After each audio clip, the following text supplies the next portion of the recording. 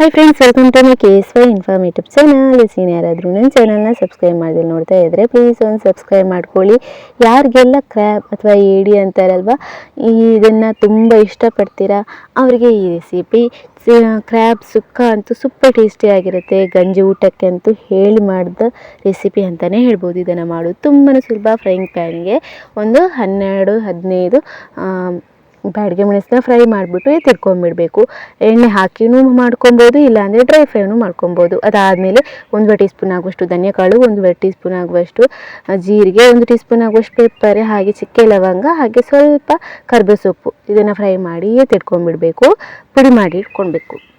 ಅದಾದಮೇಲೆ ನಾವು ಒಂದು ಕಡಾಯಿನಲ್ಲಿ ಅಥವಾ ಮಣ್ಣಿನ ಪಾತ್ರೆನಲ್ಲಿ ಮಾಡಿದರೂ ತುಂಬ ಒಳ್ಳೆಯದು. ಅದಕ್ಕೆ ಒಂದು ಸ್ವಲ್ಪ ಎಣ್ಣೆ ಹಾಕ್ಕೊಂಡು ಜಾಸ್ತಿ ಈರುಳ್ಳಿನ ಸೇರಿಸ್ಕೊಬೇಕು. ಸಣ್ಣದಾಗಿ ಹೆಚ್ಚಿಬಿಟ್ಟು ಸೇರಿಸ್ಕೊಂಡು ಬೆಳ್ಳುಳ್ಳಿ ಸಣ್ಣದಾಗಿ ಕಟ್ ಮಾಡಿಬಿಟ್ಟು ಹಾಕ್ಕೊಂಡು ಕರಿಬೇವು ಸೊಪ್ಪು, ಹಾಗೆಯೇ ಇವಾಗ ನಾವು ಏಡಿ ಏನು ಫ್ರೈ ಮಾಡೋದಕ್ಕೆ ಹಾಕೋತಾ ಇದ್ದೀವಿ. ಕ್ಲೀನ್ ಮಾಡಿರುವ ಏಡಿನ ಹಾಕ್ಕೊಂಡು ಚೆನ್ನಾಗಿ ಫ್ರೈ ಮಾಡಿಬಿಟ್ಟು ಅರಿಶಿನ ಹಾಗೆಯೇ ಉಪ್ಪನ್ನ ಸೇರಿಸ್ಬಿಟ್ಟು, ನೀರೇನು ಹಾಕೋದು ಬೇಡ, ಯಾಕಂದರೆ ಏಡಿನಲ್ಲೇ ನೀರು ಬಿಟ್ಕೊಳ್ಳುತ್ತೆ, ಅದರಲ್ಲೇ ಬೇಯ್ಕೊಳ್ಳುತ್ತೆ. ಅದಾದಮೇಲೆ ಇದಕ್ಕೆ ನಾವು ಒಂದು ಸ್ವಲ್ಪ ಮುಚ್ಚಿಬಿಟ್ಟು ಒಂದು 10 ನಿಮಿಷ ಹಾಗೇ ಬೇಯೋದಕ್ಕೆ ಬಿಡಬೇಕಾಗುತ್ತೆ. ಅದಾದಮೇಲೆ ನಾವಿದಕ್ಕೆ ಪುಡಿ ಮಾಡಿರುವಂತಹ ಮಸಾಲ ಹಾಗೆಯೇ ಹುಣಸೆ ಹಣ್ಣಿನ ರಸ ಏನಿದೆ ಅದನ್ನು ಹಾಕ್ಕೊಬೇಕಾಗುತ್ತೆ.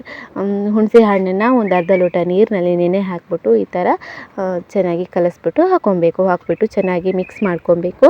ಮಿಕ್ಸ್ ಮಾಡಿದ್ದಾದಮೇಲೆ ಹಾಗೇ ಮತ್ತೆ ಬೇಯೋದಕ್ಕೆ ಬಿಡಬೇಕು. ನಾವು ಒಂದು ಅರ್ಧ ಕಪ್ ಆಗುವಷ್ಟು ಕಾಯಿ ತುರಿಗೆ ಒಂದು ಸ್ವಲ್ಪ ಅರಿಶಿನ ಅಥವಾ ಆವಾಗಲೇ ಪುಡಿ ಮಾಡಿರುವ ಮಸಾಲದಲ್ಲಿ 1 ಟೀ ಸ್ಪೂನ್ ಆಗುವಷ್ಟು ತೆಗೆದಿಟ್ಟು ಇದಕ್ಕೆ ಸೇರಿಸ್ಕೊಬೋದು. ಹಾಗೂ ಫ್ರೈ ಮಾಡಿಬಿಟ್ಟು ಚೆನ್ನಾಗೇ ಇದಕ್ಕೆ ನಾವು ಬೇಯ್ತಿರುವಂತಹ ಏಡಿ ಏನು ಸುಕ್ಕ ಇದೆ ಅದಕ್ಕೆ ಹಾಕ್ಕೊಂಡು ಚೆನ್ನಾಗೇ ಮಿಕ್ಸ್ ಮಾಡಿಬಿಟ್ಟು ಕೊನೆಯದಾಗಿ ಒಂದು ಸ್ವಲ್ಪ ಕೊತ್ತಂಬರಿ ಸೊಪ್ಪು ಹಾಕಿದರೆ ಆಯಿತು. ಸೂಪರ್ ಟೇಸ್ಟಿಯಾಗಿರುವಂತಹ ಏಡಿ ಅಥವಾ ಕ್ರ್ಯಾಬ್ ಸುಕ್ಕ ರೆಡಿ ಆಗುತ್ತೆ. ಯಾರಿಗೆಲ್ಲ ಈ ರೆಸಿಪಿ ಇಷ್ಟ ಅವರಂತೂ ಖಂಡಿತವಾಗ್ಲೂ ಈ ರೆಸಿಪಿನ ಟ್ರೈ ಮಾಡಿ.